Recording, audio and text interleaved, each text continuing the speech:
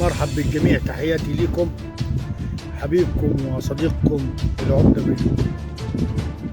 مع تجربتي في الحياة واللي اتعلمته في الحياة، وفي ناس ممكن بالكلام ديتي هتزعل مني أو الكلام ديتي هتاخد على خاطرها مني، ولكن اللي هياخد على خاطري مني هم الناس الهلس، الناس اللي ما تربطلهمش على كلمة وما عندهمش مبدأ وما عندهمش في نفس الوقت كرامة، ما عندهمش في نفس الوقت تقدير للآخرين. دول اللي هيزعلوا مني ودول ما يفرقوش معاي.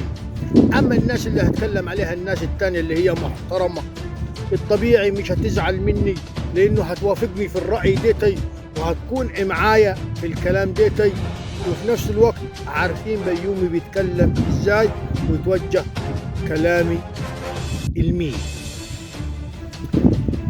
مع احترامي للناس، النهارده المفروض ما تعتملش اعتبار الحد،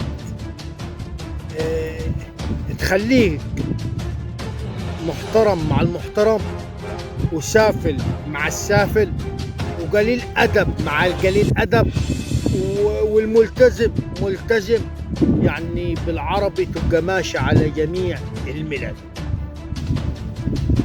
في ناس ما تأمن لهاش وما تثقش فيها ثقة عمياء وما تدهاش صراحتك وما تدهاش كل اللي في صدرك وما تدهاش كل اللي في نيتك وما تحكي لهاش ولا تصرح لهاش بأي حاجة، يعني باختصار شديد ما يعرفش عنك معلومة. الله تبقى مكتب سرك وحاطه مع نفسك وحاطه وقافل عليه الغطا بتاع البير.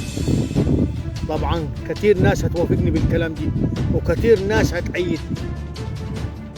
في ناس اليومين دولي ما عاوزاش غير انك تطلعي لها في الالفاظ اللي مش محترمة وهتمشي على الصراط المستقيم. في ناس تطلعي لها قلة الادب تمشي معاك على الصراط المستقيم، وفي ناس تعاملها بالحسنى وتعاملها بالاحترام وتعاملها بالادب وتعاملها بكل حاجة تاخد منها اللي عاوزه كله. باختصار كلامي على الناس الهلس، الكلام على الناس اللي ما عندهاش التزام بالكلمة، ما عندهاش صاحب ولا عندهاش عزيز ولا عندهاش صديق ولا عندهاش واحد يبقى وافق كلمة. الزمن ده لازم تكون انت صعب فيه، الزمن ده لازم تكون انت شديد، الزمن ده لازم تكون حازم، الزمن ده لازم تكون شادد على نفسك. ده الكلام اللي عاوز اقوله وعاوز اوجهه للناس وعاوز اوجهه للعامي.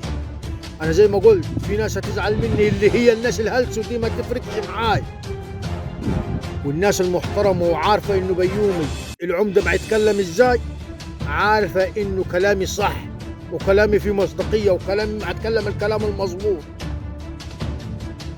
لانه في ناس تكون قدامك تقول كلام وفي ظهرك تقول كلام، قدامك تقول لك انت محترم وانت كذا وانت كذا، ووراك تقول لك لا ده بيعمل ده بيسوي، يعني بوشين، وبوشين ده ما يمشيش معاني.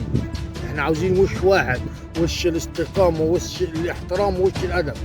تحياتي ليكم، ويا رب ناس كثيرة تفهمني، ويا رب ناس ما تزعلش مني في كلامي.